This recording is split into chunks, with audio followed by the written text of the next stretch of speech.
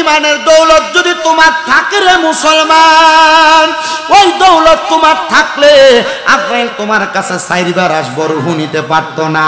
বলে মায়া নবী কেন রূহ নিতে পারবে না? কারণটা জানতে চাই, আপনি বলেন না।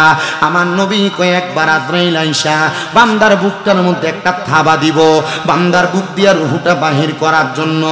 এই বুকের মধ্যে তাইকা ফেরেশতা ডাক দিয়া বলবে রে আজরাইল, বান্দার বুক দিয়া তো রূহ বাহির করা যাবে না। বলে কেন কেন? বলে বান্দার বুকের মধ্যে আল্লাহ নবীর মোহাব্বত আছে, এই জন্য বান্দার রূহ বুক দিয়া কবজ করা যাবে না। এবার ফেরেশতা জি আজরাইল ফিরে যাইয়া আবার আসবে বান্দার সামনে।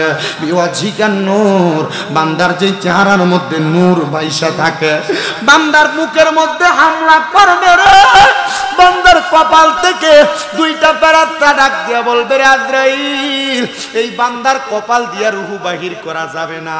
কারণ বান্দা ইমানের দৌলতে ধনী, 5 ওয়াক্ত নামাজ পড়ছে।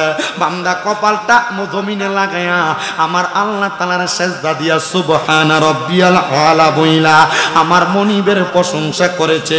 এই বান্দার কপাল দিয়া তোমার রূহ বাহির করতে দিতাম না।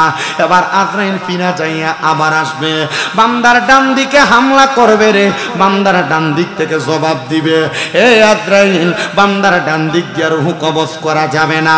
কারণ বান্দার ডান দিকে তার দান এবং সদকাগুলো আছে। বান্দার বাম দিকে হামলা করব, বান্দার বাম দিক থেকে জবাব দিব রে আজরাইল, বান্দার বাম দিক দিয়ে রূহ কবজ করা যাবে না। বান্দার বাম দিকে তার মা বাবার খেদমত। আজরাইল বলবে গো আল্লাহ, যেখানে হাত দেই সেখান দিয়েই তো রূহ কবজ করা যায় না। কোন দিক দিয়ে রূহ কবজ করব? আইরে আমার আল্লাহর ঘোষণা নবীজিও বলে দিয়েছেন, দুনিয়াতে যেই ব্যক্তি ঈমান নিয়ে থাকে, ঈমানের সাথে মারা যাবে, মারা যাওয়ার সময় কালিমা তার নসিব হবে। মুখ কিসুনি দিয়া মরতো না, কলমা পড়তে পড়তে মারা যাইব। এ আব্বাজিরা গো, কেমনে তুমি কালেমা পড়বা? আজরাইল তোমার সামনে নুরানি সুরত লইয়া দাঁড়ায়া থাকবে, তোমার জবান দিয়া কালিমা বের হবে। তোমার জবান দিয়া যখন কালিমা বের হবে, এই সময় তোমার জবানের বাতাসের সাথে রূহটা বাহির করবে। কষ্ট পাবে না, কোনো আঘাত পাবে না। একটা ছোট্ট বাচ্চা দুধের জন্য কান্নাকাটি করলে তার মা তার মাথাতে হাত বুলিয়ে দিলে ওই বাচ্চা যেমন ভাবে ঘুমায়া যায়, ওই বান্দা তেমন ভাবে ঘুমায়া যাবে, মরণের কষ্ট টের পাবে না।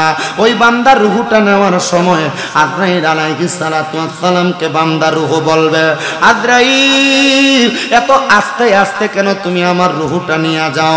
বলে বান্দা, রূহ তোমার আস্তে নিয়ে যাই, সমস্যাটা কোথায় হবে?